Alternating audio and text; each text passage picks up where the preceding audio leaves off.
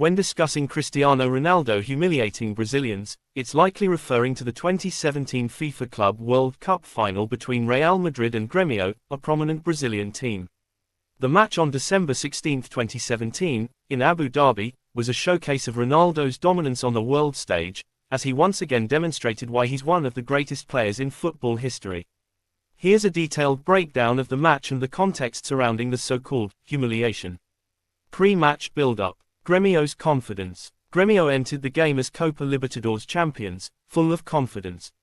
With stars like Luan and Arthur, they were eager to prove that Brazilian teams could compete with European giants. The Club World Cup is often viewed as a battle for supremacy between South American and European football. Real Madrid's firepower. Fresh off their La Liga and Champions League victories, Madrid, led by Zidane, had a stacked squad featuring Ronaldo, Benzema, Modric, and Kroos. They were clear favourites but faced a Grêmio side hungry for an upset. Cristiano Ronaldo's humiliating masterclass. Match dynamics. Real Madrid dominated possession from the start, controlling the tempo and keeping Grêmio pinned in their own half. Grêmio struggled to impose the game, reduced to defending against Madrid's relentless attack. The decisive moment. Early in the second half, Cristiano Ronaldo broke the deadlock with a thunderous free kick. From about 25 yards out, Ronaldo struck the ball with power and precision, sending it past Marcelo Groa, Grêmio's goalkeeper. Despite the crowded wall, Ronaldo found the perfect gap. The goal not only showcased his technical brilliance but also silenced Grêmio's passionate supporters, who had hoped for an upset. Commanding presence. Beyond the goal, Ronaldo was everywhere on the pitch.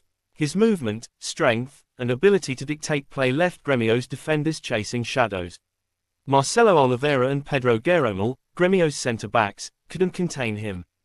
Tactical domination. While Grêmio tried to press, Madrid's midfield trio of Modric, Kroos, and Casemiro dismantled every attempt to counter. Ronaldo capitalized on the chaos they created, linking up with Benzema and Isco to carve through Grêmio's lines repeatedly. The aftermath. Ronaldo's legacy. This performance added another layer to Ronaldo's already glittering resume. By scoring in the final, he secured Real Madrid's second consecutive Club World Cup title. Grêmio's struggles. Brazilian fans viewed this match as a painful reminder of the growing gap between South American and European football. Ronaldo's dominance epitomized that divide. Brazilian reaction. Grêmio fans were heartbroken, as their team was outclassed on one of football's grandest stages. Rival Brazilian fans mocked Grêmio, turning Ronaldo's free kick into a viral moment. Analysts in Brazil debated how South American clubs could close the gap in quality. Legacy of the game. This match is remembered not just for Ronaldo's performance but for the broader implications about European dominance in world football. Brazilians won't forget the way Ronaldo dismantled their best club team with his trademark combination of skill, power, and precision. Would you like a specific analysis of the goal or Ronaldo's overall stats in the match? The build-up to the game, a battle of football cultures. The FIFA Club World Cup has historically been a stage where the champions of Europe and South America collide, reviving memories of the old Intercontinental Cup. For Grêmio, a team rich in history, it was a chance to bring glory back to Brazil and prove South American football could still rival Europe's dominance. Grêmio, fresh off their 2017 Copa Libertadores victory, carried immense pride and belief into the final. Their key player, Luan, was dubbed the King of America, and many expected him to lead the charge. Their midfield general, Arthur, was seen as a rising star and touted as Brazil's next big thing. The Brazilian fans rallied behind Grêmio, hoping they could upset the heavily favoured Real Madrid, led by none other than Cristiano Ronaldo. Meanwhile, Real Madrid approached the game with quiet confidence. Having won the Champions League just months earlier, Zidane's team was packed with world-class players who thrived on the biggest stages. But all eyes were on Ronaldo, who had a reputation for delivering when it mattered most. The match, Grêmio's worst nightmare. From the first whistle, it became clear that Grêmio was outmatched.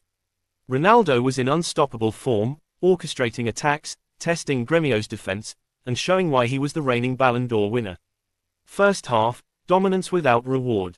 Real Madrid controlled the game from the outset. Their intricate passing, spearheaded by Modric and Kroos, kept Grêmio chasing shadows.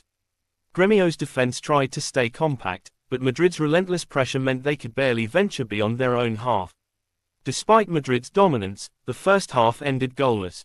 Grêmio fans clung to hope, knowing that in football, all it takes is one moment to change the game. Second half, Cristiano Ronaldo breaks the deadlock.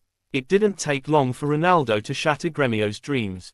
In the 53rd minute, Madrid won a free kick about 25 yards from goal. The stage was set for Ronaldo, and he didn't disappoint. Ronaldo's iconic knuckleball technique was on full display. He struck the ball with such power and precision that it flew through the wall and past goalkeeper Marcelo Groa, who had no chance. The ball swerved and dipped perfectly, nestling into the bottom corner. The goal was more than just a stunning strike, it was a dagger to Grêmio's hopes. Brazilian commentators described it as a masterclass in execution, while fans could only watch in disbelief as Ronaldo celebrated with his trademark stance, arms outstretched in triumph. The tactical humiliation. After the goal, Real Madrid turned the screws. Ronaldo continued to torment Grêmio's defenders, dropping deep to link up with the midfield and creating space for Benzema and Isco. Grêmio's key players, like Luan and Arthur, were completely neutralized. Arthur, who was later subbed off, looked overwhelmed by Madrid's physicality and tactical brilliance. Madrid's defense, anchored by Sergio Ramos and Varane, snuffed out any attempt at a Grêmio counterattack.